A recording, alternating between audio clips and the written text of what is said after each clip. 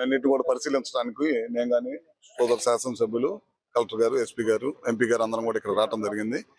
ముఖ్యంగా లంక గ్రామాల్లో చాలా పెద్ద ఎత్తున దాదాపు 20 లంక గ్రామాలు ముంపు గురైపోయినాయి అనమాట. అన్ని కూడా దాదాపు అక్కడి నుంచి ప్రజలందరం కూడా సురక్షిత ప్రాంతానికి తరలించడం జరిగింది. ఇంకా కొంతమంది గ్రామాల్లోనే ఉంటా ఉన్న వాళ్ళందరూ కూడా యువకులందరూ అక్కడే ఉన్నారు.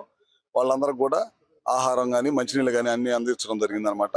ఇంకోటి ఇందాక మా డిపార్ట్మెంట్ వాళ్ళు కూడా వచ్చారు. వాళ్ళు చెప్తుంది ఏంటంటే సబ్స్టేషన్స్, ఈ లంక గ్రామాలకి పవర్ ఇచ్చే సబ్స్టేషన్స్ లో కూడా నీళ్లు రావడం వల్ల మొత్తం కూడా పవర్ ఆపేయడం జరిగింది. అక్కడికి అన్ని కూడా జనరేటర్లు పంపించాం. అన్నిట్లో కూడా ఆ జనరేటర్లు కూడా అన్ని ఆన్ చేసేసి వాళ్ళకి లైటింగ్ అనేది ఇస్తాం. నైట్ టైం భయప్రాంతులు కాకుండా ఉండటం కోసం.